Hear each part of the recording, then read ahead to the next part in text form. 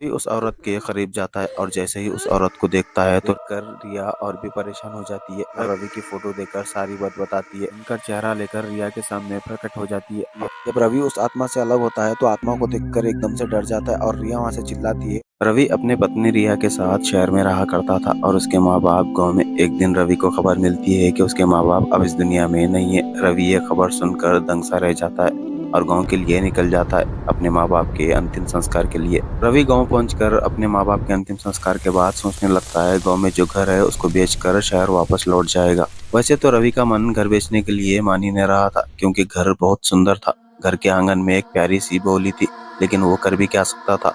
अब रवि का गाँव में कोई नहीं बचा था। जो माँ बाप थे वो तो गुजर गए, इसलिए रवि ने फैसला किया कि घर बेचकर वापस शहर चला जाएगा। रात को जब रवि और रिया सो रहे होते हैं तभी रवि को घर के आंगन में से एक आवाज सुनाई देती है, जैसे कि कोई रो रहा हो। रवि जैसे ही आवाज सुनता है घर के बाहर आंगन में आता है और देखता है बावली के पास लाल लिबास में एक औरत खड़ी है। रवि उस औरत के करीब जाता है और जैसे ही उस औरत को देखता है तो रवि मनमोहित हो जाता है क्योंकि वो औरत थी इतनी खूबसूरत। फिर अचानक वो औरत रोने लगती है। रवि पूछता है क्या हुआ, आप क्यों रो रही हो और आप है कौन, यहाँ पे कैसे। औरत जवाब देते हुए कहती है मुझे मदद की जरूरत है। मुझे मेरे ससुराल वालों ने घर से बाहर निकाल दिया। क्या मुझे एक रात के लिए यहाँ पे ठिकाना मिल सकता है। जैसे ही सुबह होगी मैं यहाँ से निकल जाऊंगी। रवि उसकी खूबसूरती से मनमोहित हो जाता है और उसको मना नहीं कर पाता। वो उस महिला को घर के अंदर लेकर जाता है और एक कमरा दिखाकर कहता है आप यहाँ पर आराम कर लेना। जैसे ही सुबह होगी आपके बारे में मैं रिया को बता दूंगा। रिया मेरी पत्नी है, वो अभी सो रही है।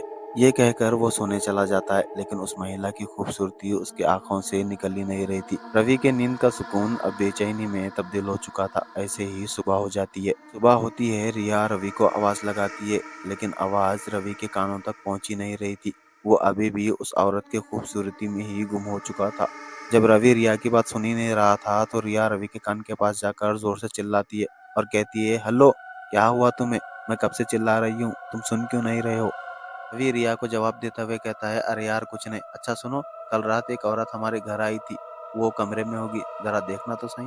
रिया कहती है औरत, कौन औरत और हमारे घर में क्यों। रवि कल रात की पूरी बात रिया को बता देता है और रिया उस औरत को देखने के लिए जाती है, लेकिन वहाँ पे कोई मौजूद नहीं होता। रवि सोचता है शायद वो चली गई होगी, जैसे कि उसने कहा था सुबह होते ही वो निकल जाएगी।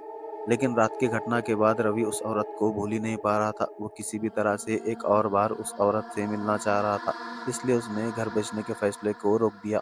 यह रवि से कहती है जितना जल्दी हो सके उतना जल्दी हम इस घर को बेचकर शहर चले जाएंगे।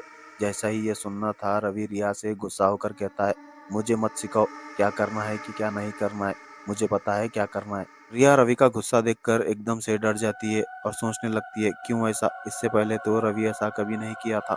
रवि एक तरीके से पागल हो गया था। रवि दिन भर उस बोली के पास ही बैठ गया। ये उसकी हरकत देखकर रिया और भी परेशान हो जाती है। रवि ऐसी हरकतें क्यों कर रहा है। रिया रवि के पास जाकर उसको आवाज लगाती है और जैसे ही रवि रिया की तरफ पलटता है तो रिया देखकर एकदम से डर जाती है क्योंकि रवि का चेहरा एकदम से डरावना हो चुका था।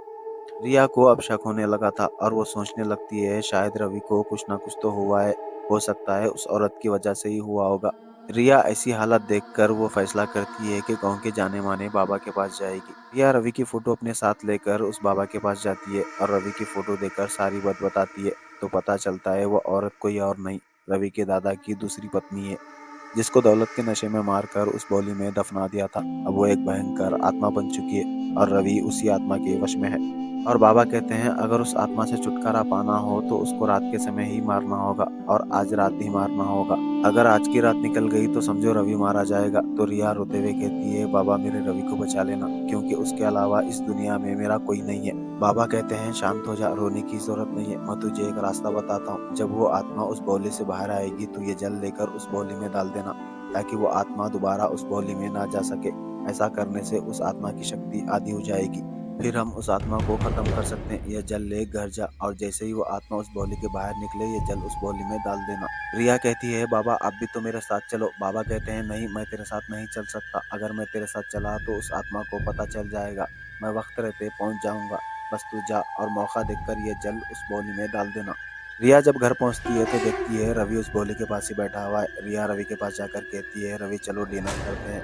रिया खाने के बहाने रवि को घर के अंदर लेकर जाती है। दोनों खाना खाने के लिए बैठते हैं तो रिया देखती है रवि कुछ अजीब सी हरकतें कर रहा है। वो सीधा बैठकर खाना ही नहीं खा रहा, उसके घुटनों पर बैठकर खाना खा रहा है। ये देखकर रिया समझ जाती है वह आत्मा बोली से बाहर निकल चुकी है और रवि के जिस्म में दाखिल हो चुकी है। रिया सोचती है बोली में जल डालने का यही मौका है। रिया पानी लाने के बहाने वहाँ से निकलती है और तुरंत ही बोली के पास पहुँचती है और वो जल बोली में डाल देती है। जैसे ही वो जल बोली में डालती है तुरंत ही आत्मा को पता चल जाता है और वो आत्मा अचानक ही एक भयंकर चेहरा लेकर रिया के सामने प्रकट हो जाती है और कहती है तू मुझे मारेगी, मैं तेरे पति को अपने साथ ही लेकर जाऊंगी और मुझे कोई नहीं रोक सकता। ये घर मेरा है और यहाँ पर कोई नहीं आ सकता। तभी वहाँ पर बाबा जाते हैं और एक मंत्र बोलने लगते हैं। मंत्र बोलने के साथ साथ एक माला निकालकर रवि के गले में डाल देते हैं। जैसे ही वो माला रवि के गले में गिरती है वो आत्मा रवि के जिस्म से अलग हो जाती है। जब रवि उस आत्मा से अलग होता है तो आत्मा को देखकर एकदम से डर जाता है और रिया वहाँ से चिल्लाती है रवि तुरंत ही वहाँ से हटो। जैसे ही रवि हटता है तो बाबा उस आत्मा के चारों ओर एक आग का घेरा बना देते हैं और वह आत्मा उस आग में जलकर खत्म हो जाती है। रवि को कुछ समझ में नहीं आ रहा था। वो परेशान होकर रिया से पूछता है ये सब क्या है रिया। रिया उसको सारी कहानी बताती है। कभी कभी दोस्तों बुजुर्गों का क्या हुआ उनके पीढ़ियों को भुगतना पड़ता है, जैसे कि रवि और उसके माता पिता के साथ हुआ था। दैट्स इट गाइस, इस वीडियो में इतना ही यार। मिलते हैं अगले वीडियो में, तब तक के लिए बाय बाय।